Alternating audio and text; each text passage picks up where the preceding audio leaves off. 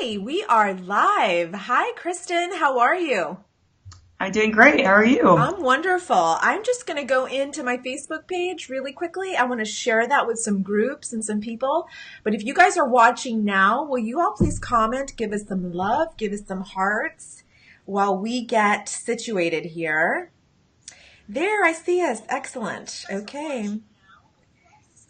Okay, hush. I don't know if y'all can hear that. Let's see here. There we are. Okay, aligners, you guys are watching now in the group. How are you? Share some love with us. Very good. All right. Kristen, it's February 1st. Hell yes. It's my Ooh, birthday month. what does that mean? Oh, it's your birthday month. Yeah. Excellent. Wow. Well, it is, I think of obviously February, love and kindness and just really sharing all that love with others. So I'm so excited to have you. So welcome everyone. I am Dr. Denise Simpson. This is Christin Menendez. I'm going to introduce you to her in just a minute. I want to, first of all, welcome you all to our 5th episode. This is season 2, episode 5. Can you believe that this will be our 11th show. So I'm so excited that we're making strides in our community. And Align365 is really a show where I get to bring all these amazing thought leaders and experts and healers to share their wisdom with our community. You know, we're all deliberate creators in this world. And sometimes we need some help along the way. And that's where, people like Kristen and others that I have invited into the group or into this Align365 show, I invited them to help us along our journeys. So I'm so happy Kristen is here. I want to introduce you all to Kristen, and then we're going to get talking about self-love. What do you think about that, Kristen? I'm excited for this. All right. Hey guys, if you're watching, will you please give us some love? We love engagement. We love hearts, especially if you have any questions. And we're going to get into, some really good stuff here with Kristen in a bit, but get ready with some questions because we love them. But let me first introduce you to Christin Menendez. She is a love and relationship coach. She spent 10 years in the marketing industry and until she finally found alignment with her highest purpose, right? She's now this amazing author. She's a love and relationship guru. She is helping us all along our journeys, and I'm so happy she is here. And we're going to talk about self-love and alignment with your goals and desires. Right, Kristen? Because that's big. We need to start somewhere, and we're going to start with self-love. Mm-hmm. And so I want to ask you, Kristen, tell us a little bit about your journey of alignment and how you're helping your clients now along their journeys. Yeah, absolutely. Well, for starters, as a love and relationship coach, I help empaths learn how to love themselves from the inside out so that they can have phenomenal relationships without codependency. And some people, the next question I get sometimes is, what's an empath? Sure. Empaths typically identify as highly sensitive people that maybe take on the emotions or energy of other people really easily. They also commonly identify as the givers in relationships. But because they're so sensitive and give so much of themselves, the biggest, most common complaint from empaths is that they often feel like they give more than they receive from their partners, maybe even family members, friends. So it leads them to feeling like they're being taken advantage of sometimes, or feeling unheard or even unseen in their relationships. And this happens because empaths, whether they realize it or not, mean to or not, tend to take on the role of the martyr a little bit or a lot of it in their relationships. And I say they a lot. I mean, I am an empath, so I say this from experience. I've done everything I'm talking about. Because in our minds, we tell ourselves that we're doing all these things for others because we care so much. We really want to help people. But the way sometimes it ends up coming off to the people we're trying to help is that we're trying to fix them. And, we don't always have people's consent for that, or people don't want to be fixed, Right. We focus so much doing everything for everyone else that to the extent that we sort of lose our identity in our relationship even. Like, that was definitely where I came from. And that relationship almost becomes like a little bit of an addiction in a way. I mean, how many people out there have been in a relationship that you knew was not healthy, but you just couldn't bring yourself to break up with a person, and you had such a hard time moving on? Maybe you did try to break up, but then you kept texting them and kept trying to like see them. Like, I've been there. I've done all these things. And so that's really where my journey comes from. You know, my background is I grew up in kind of a what I would describe as a chaotic emotional environment. And my stepfather was an alcoholic, and my mother had a lack of boundaries, and they had a tumultuous relationship.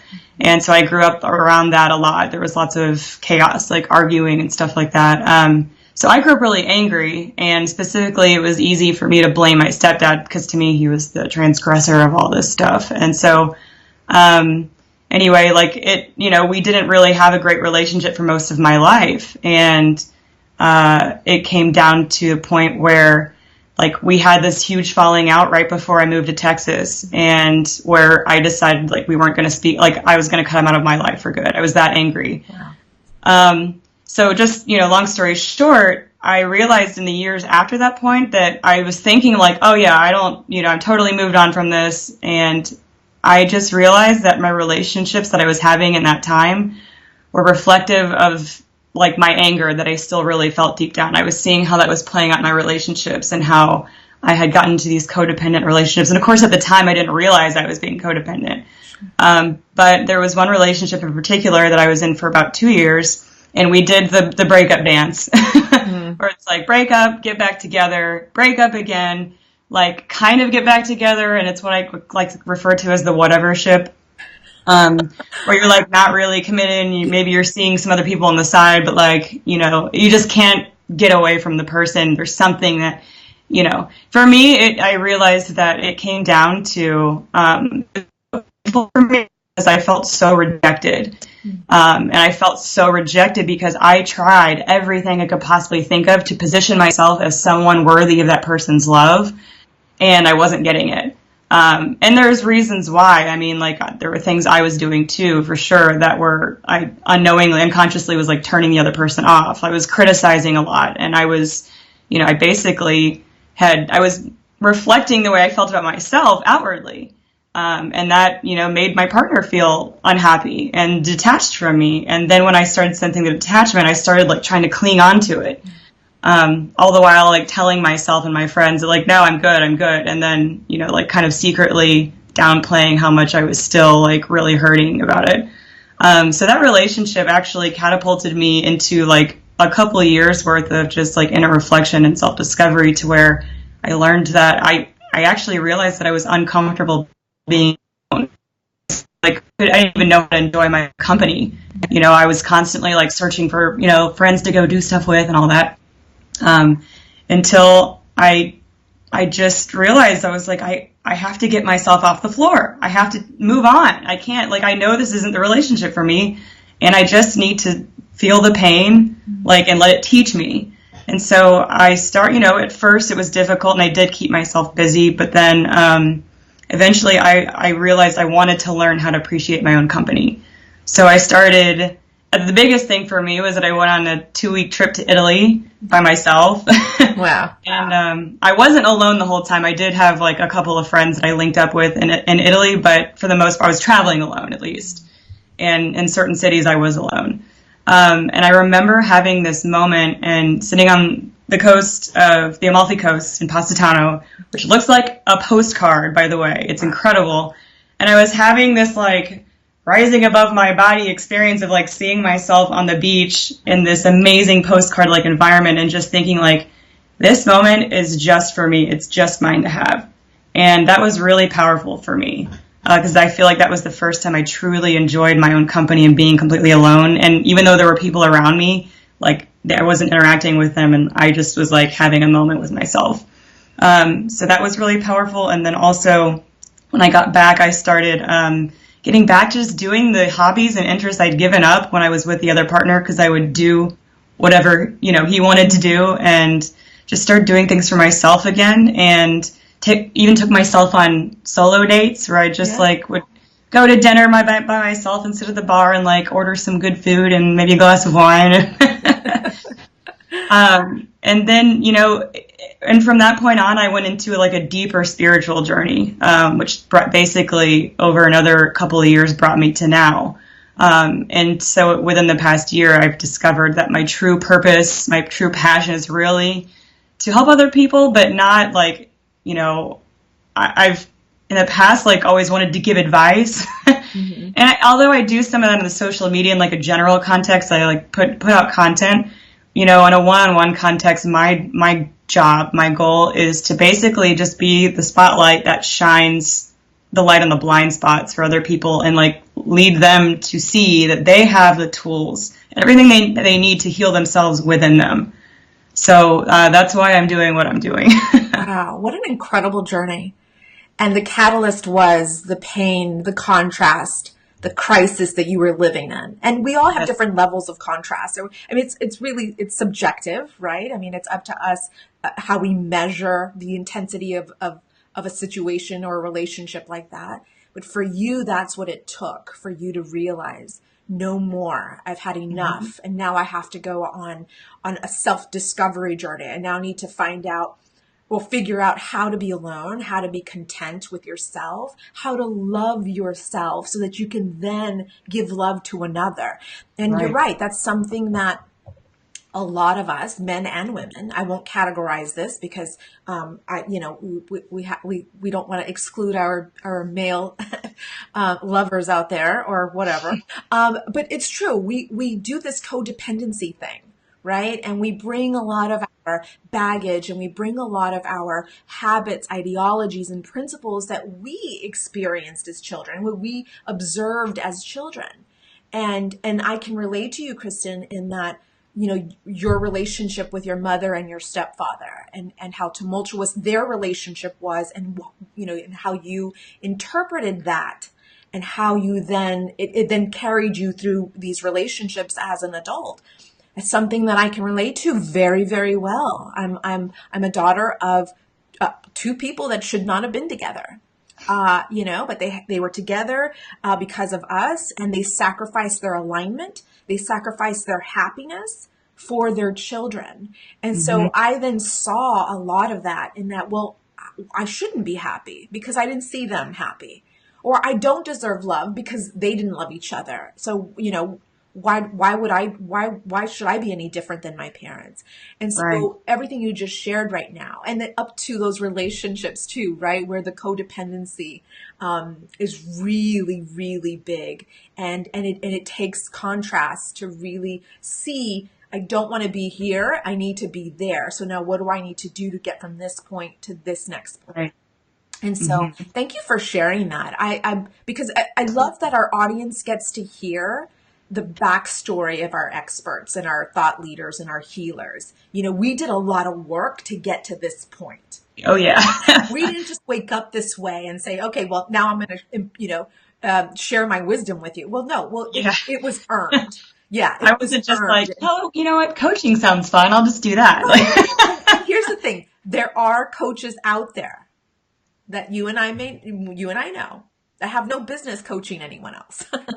But you and I have gone through the contrast and have lived through it. And now we're able to speak about it because we're still healing. We've done a lot of healing, but we're still evolving, and we're still leveraging the contrast, and we're still capitalizing on that contrast so that we can then help others and live in our highest, greatest purpose. Right. Absolutely. That's what we're doing here. So share with us. Let's get into some applicable takeaways, strategies, some tips that you may have, so that we can do some self-discovery here. Yeah, sure. So I believe that one of the most important things I would say to start with, when it comes to becoming happier in relationships and with yourself even, you really have to learn how to be self-aware. To me, if you're not going to try to increase your level of self-awareness, and by self-awareness, I'm talking about checking in with yourself and asking yourself, how am I feeling right now? why am I feeling that way? And, you know, the more you go, I like to call it emotional spelunking. Love that. I kind of like picture someone like rappelling down into a cave. It's like you're doing a deep dive down into your heart, and it doesn't, the answer doesn't stop at like, well, he made me mad or she did this. Like, you know, everybody in our lives is in some way a reflection of us. And it took me a lot, like even until like the last year, it took me a while to understand what that really meant, because I had so many different people in my life, and I was like, well, I'm not like them, or you know, I'm not like them, but you know, they could be a reflection of maybe one aspect of yourself, or a thing about yourself that you judge, that it could be a reflection of your internal critic even. And not to mention just the simple fact that we are all, as a species, we're all connected. I mean, we're all human beings. That is our common denominator. We're all human beings with a common need for love and acceptance. And we have to belong to a tribe. We're pack animals, so to speak, you know, and so you need that support network. How do you get that? Well, you don't get it by acting out and blaming everybody else for your problems and demonstrating behavior that is pushing people away. And so how do you know, arrive at like, well, what behaviors am I doing that might be pushing people away, that might be asking for consequences I really don't want? Self-awareness. So one way that I like to, or that I think is very powerful to bring self-awareness, is writing and journaling. Studies show that people who spend time writing carefully about themselves become happier, less anxious or depressed, and physically healthier. They become more productive and persistent, engaged in life. And this is because thinking about where you came from, who you are, and where you're going helps create a simpler and more rewarding path through life. Mm-hmm. So I highly recommend, one thing to do is spend it, like, even if it's just 15 minutes a day, or maybe if that's too much out of your busy day, maybe just once a week or a couple times a week, get a journal, or even just make a folder on your computer. Sometimes it's easier for me to type because I'm faster.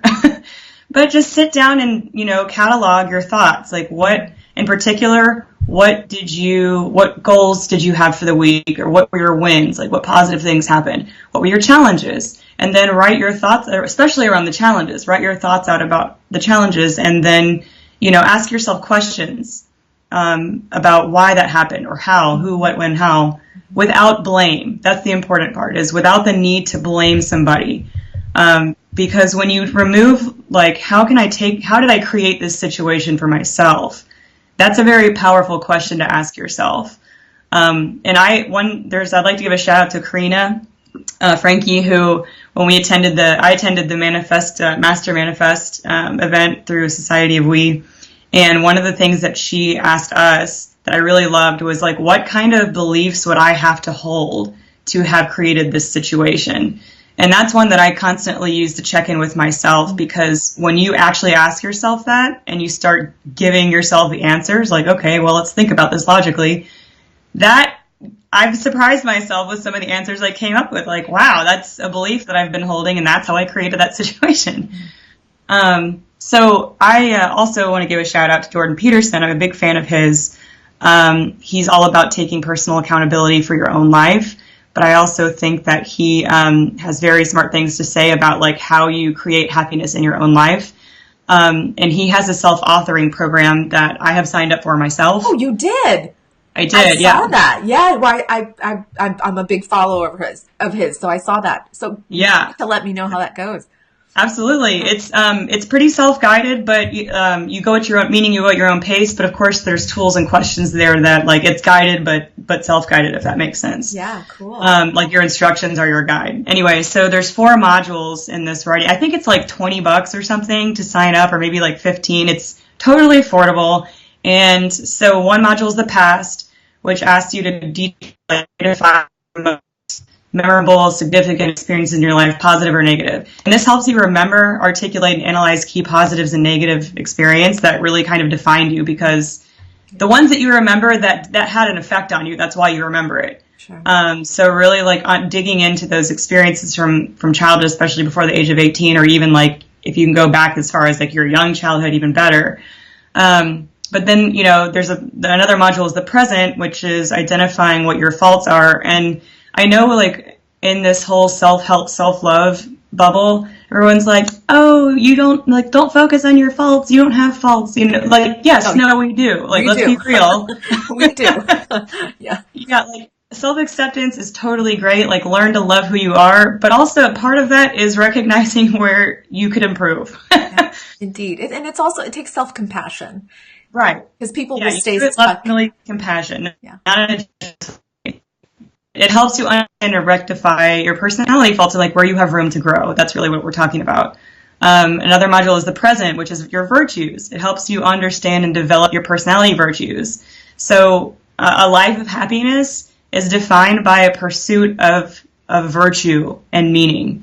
And one thing that, like, one of Jordan Peterson's 12 rules for life that I constantly like find myself repeating lately is pursue what is meaningful, not what is expedient. Yes, that's a good one. Yeah. Yeah. Mm-hmm. And then, the future, writing about the future helps you envision, so talking about creating meaning in your life, it helps you envision a meaningful, healthy, and productive future 3 to 5 years down the road, and also helps you develop a detailed, implementable plan to make that future a reality. Because, some people like refer back to the law of attraction and think like, oh, I'll just wish it into existence. And if I just picture myself having it, then I will. And that's not how it works. I absolutely believe in creating your own reality through the power of your thoughts, but that also has to be accompanied with action. Yeah. Inspired action. Sit on the couch and it comes to you. Like, you got to go out and get it. And all of your goals actually have to be something that you believe is possible for you. And you actually need to be able to, it needs to be measurable so that you can track your progress, and it needs to be something that you can create a plan and a strategy for. So that's what writing about the future helps you do. So again, this is all like underscoring journaling, writing about yourself. I highly, highly can't underscore that enough. Like, it's very important. Yeah, I do it daily. Awesome. And so I'll go through there's 2 others that I'll try to go through a little more quickly, but getting grounded is a big one. Mm-hmm. And by that, I mean, like, go out into nature and really reconnect with nature. And I know I can like feel right now there's energy out there that's like, okay, that's totally like hippy dippy stuff. Like, but this is scientifically proven. Study after study after study. Scientific data shows consistently and undeniably strong links between our exposure to nature and significant improvements in our overall happiness, mental health, and well-being. Yeah. And the effect on your brain too. Yeah. Yeah. I wrote down a stat. It's estimated that our physical and social environment account for about 20% of all factors which affect our life longevity. Wow. And so if you live to be 90, that's 18 years of your life. So being in nature helps you spend time in reflection. Like, at least it does for me when I go out in nature, especially if I'm by myself. I sit there and I think about my life. It enables you to feel more connected to something bigger than yourself. I mean, have you ever sat underneath a sky full of stars with a brilliant, bright moon and just thought like how amazing that is and how awe-inspired you feel when you see something like that? Or maybe in the mountains. I mean, that creates an emotional response in our brain, and that's when you get that endorphin release. Yeah. So get grounded more often. Like, just even if it's like taking a walk around your neighborhood for 5 to 10 minutes, it doesn't have to be these big ordeals where it's like spend an hour, just 5-10 minutes a day. The third one is it's linked to awareness, but it's improve your self-talk. Yes. Because I know for a fact, because I have a big inner critic, that we all have a big inner critic. Yeah, we do. That's in our ear going, you can't do this. You're an imposter. You don't deserve that. Like, I experience this just like everybody else. And just because you might reach, like a certain level of spiritual awareness, self-awareness, all these things, doesn't mean the challenges go away. I would submit that every time you level up, into a new space of awareness, the challenges don't go away. They just become different, and you become better at managing them. So, but I still have that inner critic, and words have the power to either shift our reality or reinforce it. Yeah. We're not separate from our souls. And our souls are not separate from the divine. We call it God, call it the universe, whatever you want to call it. But that's what I mean by we're all connected. And if you think of every word, this was very powerful for me when I read this somewhere. Think of every word you speak like a prayer. So When you're looking in the mirror in the morning, you're like, God, I feel fat. Like, think of that as like a prayer, like to yourself, like, I want more fatness in my life. Like, I want to feel gross. Like these are little affirmations that we're giving ourselves, whether they're positive or negative. Um, and so you're asking for that to be true. And I don't really know where, I haven't, to be quite honest, I haven't read like the scientific proof behind this, but I keep hearing it a lot that our brains don't recognize a positive statement and a negative. So when you talk about what you want versus what you don't want, the more you spend talking about what you don't want, you're almost kind of like creating that reality for yourself. Like, I don't want more bills, but then you end up with more bills, It's yeah. Like you're in that space. Mm-hmm. So it's your brain's just thinking about all your bills instead of like thinking about all the money you could be making. And then by sheer nature of having more money, your bills are fine and taken care of. Yeah.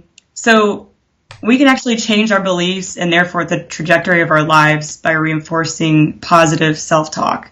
Mm-hmm. And by positive, I don't mean just like flowery statements that you don't actually feel to be true about yourself. I'm just talking about what you do. What do you want? You have to be able to define what you do want.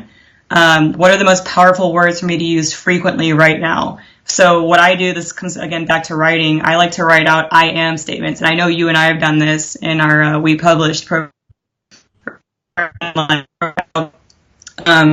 Everything like I am fierce, I am strong, I am, wonderful, beautiful, whatever, and just if you have to, like once a day, once a week, whatever that is, especially if you have a partner who you can say these things in front of and they say it back to you. That was a powerful experience that we like an exercise. Yeah. You say that I am statement, they say it back to you, and you actually do feel it. Like you feel that energy being like reflected back to you. Yeah.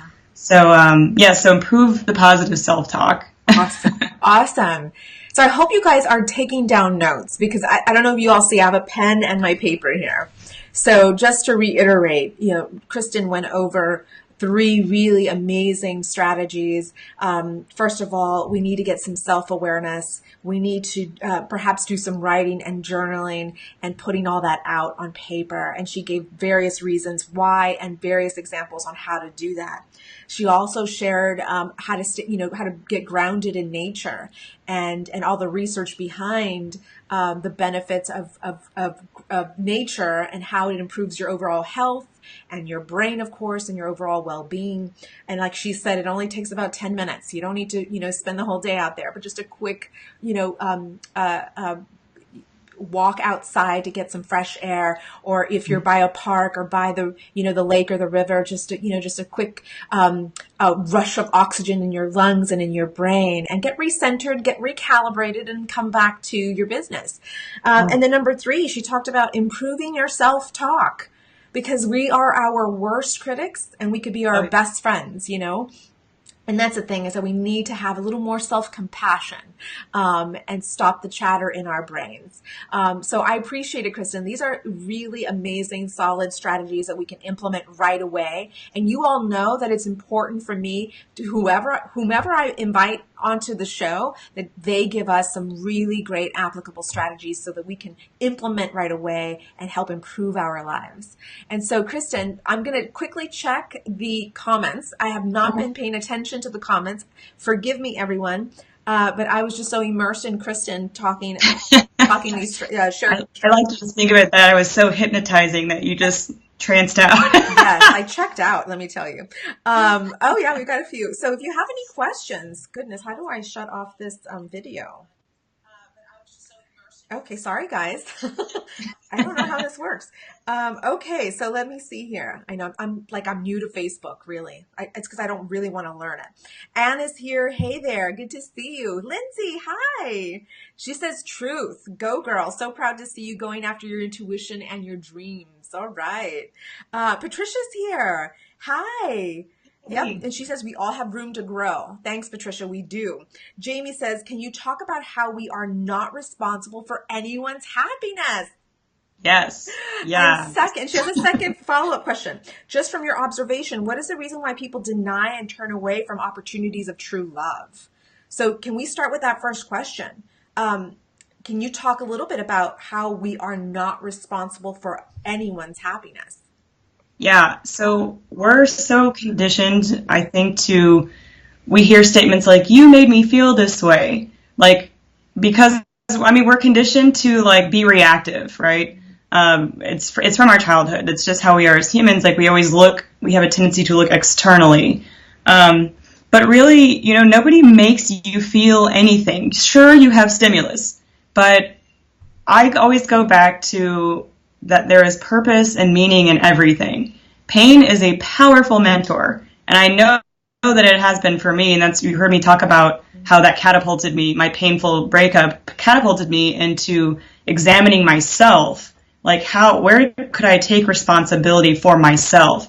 And that is the key to leveling up emotionally, mentally, and leveling up your relationships is taking responsibility for yourself, not everybody else. You're not responsible for other people's actions. You're not responsible for their feelings. Now, having said that, when you have a partnership, absolutely you want to be loving and compassionate. But that's why it's so important to make sure you choose a partner who is a balance to you, so that it's give and take, so that when you're feeling a little bit vulnerable and maybe you need a little bit of push or reinforcement or, like, I don't care who you are. As much as we talk about external validation being, bad or whatever you want to call it, we all need it on some level. Like, that's human nature. Yeah. On that. Taking responsibility for other people's feelings or their emotional burdens, it's like what you're doing is you're enabling that person to do more of that behavior. Mm-hmm. Because my mom used to tell me that you teach people how to treat you. And so if I never have to learn the tools to manage my own emotions or to solve my own problems, then I'm never going to do so. Yeah. If someone comes along and fixes everything for me and does it all for me, then I have now learned that I don't have to be responsible for myself. That's right. And you don't want to be in a relationship like that. Trust me. No, you don't. And I love how Jamie asked that question. She was actually at my wedding almost 9 years ago. Oh, awesome. And in my vows, and I printed them up and I have them in an album. And my husband, I mean, this has been ingrained in his brain since the day we met and he was courting me. I told him and I declared in my vows that you will never, ever, ever be responsible for my happiness, because I'm coming to you as whole as I possibly can be, with all the work that I've done, with all the evolving that I've done, with all of the shit that I still have to deal with. I'm coming to you as whole as I possibly can. And so you, my friend, are off the hook. You are off the hook. You're not here to fulfill my every dreams and desires. You are here to co-create with me.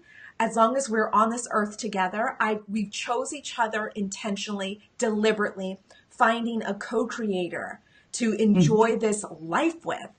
And so I'm so proud to still stand in that essence of, darling, you will never be responsible for my happiness or my misery or my joy or fill in the blank. But you made a good point, though. When you are married to someone who worships the ground that you walk on and you worship his, it's hard to not be influenced by their pain. Right. And that's something that he and I have to constantly balance, because the second I get upset, he wants to go murder someone. He's like, okay, who did this? And let me take care of it. No. It's happening for a reason. I'm gonna, power through this. I gotta reflect on why I brought this into my fold. I have to understand how I created this in my path, how it presented itself in my path, because I too am very much about self-empowerment and personal responsibility. Yeah. And so, but it's hard though. So that's something that he and I, even 9 years together, we still have to check ourselves. Like, okay, hold on. I know you're upset, but I'm going to be the impartial spectator here, because I love you deeply, however, but I'm going to stand back and I'm going to share with you as objectively as I can be and help you through whatever you're going through. It is tough when you're that immersed and in love with your co-creator partner. It's wild. Yeah. Well, and I like to use the metaphor, and I thought I thought this up one day, but I hear it all the time now. So apparently I didn't invent that, but I always think of myself now as a vessel. I am, I'm only one size and I can only fill up a certain amount. I can't go around filling up everybody else's cups if my vessel's empty. Yep. So there's this perception like that we grow up with, or it's conditioned in our society, or I don't know exactly where it comes from, but it's like, no, it's so virtuous to put everybody before yourself. No, because if you aren't taking care of you and more importantly, taking responsibility for yourself and your own emotional management and solving your own problems, then you can't help anybody else. You're going to be a wet blanket for everybody else. And that's how you get into these situations where you're not getting the love that you want. You're giving more than you're receiving, and that depletes your energy. And who, when you're feeling like when you get 3 hours of sleep or 5 hours of sleep in a night, you don't wake up feeling refreshed, ready to go heal the world. You wake up feeling like, you know? Yeah. So fill yourself up. Absolutely right, Christin. Well, listen, I'm looking at the time. I want to thank everyone who's been watching from the start. Thank you all for your comments and your questions. Now, we are going to go into the Align365 group. That's a private group that I created for us deliberate creators who know that there's something so much more to life. We are ready to create intentionally and with purpose. And yes, it starts with self-awareness. And so Christin is our resident expert inside Align365 for the entire month of February. If you are not a member and you're watching now or you're watching the replay, shame on you. Come and join us. This is a group of deliberate creators supporting each other along their journeys. We want to rejoice in your success and help you find fulfillment along the way. I mean, that's what we're doing inside Align365. So if you're not a member, I will make sure I post a link somewhere in this post so you can join us. Christin is going to be with us for the entire month of February inside the group. She is running this amazing February challenge. She has got a lot to share with us and a lot of work for us to do because we're here to create amazing lives. Right, Christin? Yes. I was going to say, too, I know I could think of a couple of people or a few people that are in my friends network who have expressed have a lot of questions around this kind of stuff. So if you're out there and you're listening right now, or even if you come to watch this later, I encourage you to join. February is going to be go time. Like, this isn't just a flowery month of like, let's all love ourselves and it's just flowers and sunshine. Self-love, I'm telling you, it's hard work. And this is like emotional boot camp time.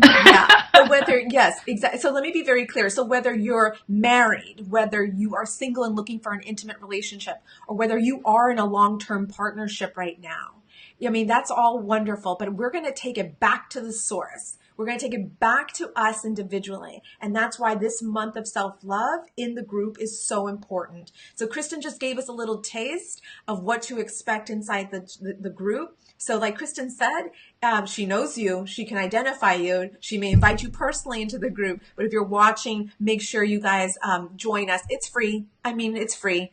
Lots of resources and a lot of amazing coaches and healers like Christin in the group that are helping us all along our journeys. So Christin, before I let us go, can you share with us how we can find you? Yes. My business name is Virtuous Heality, like virtual reality, but Virtuous Heality.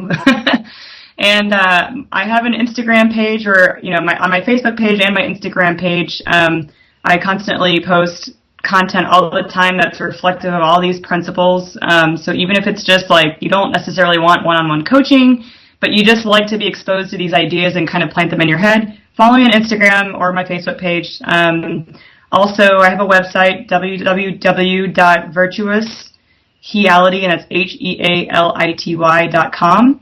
On there, you can go to there's a page on my webpage, on my website, where you can sign up for a free 30-minute consultation, where we can sit down if you're interested in getting one-on-one coaching. I do free consultations with people so we can talk about what outcomes you want to achieve, what are your goals, like what issues are coming up for you, and we can set up a whole customized program to basically walk you through your healing path and what that looks like.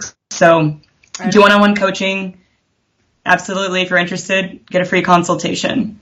Wonderful. Christin, I thank you for your time and your wisdom. I appreciate you sharing it with us today. And for those of you in the group, go meet us inside. We're going to announce the January challenge winners, and Christin is going to share what she's got up her sleeve for the February challenge that starts today. So we'll see you guys inside the group in about 2 or 3 minutes. See you guys there, and thanks for watching, everyone. Bye. Bye.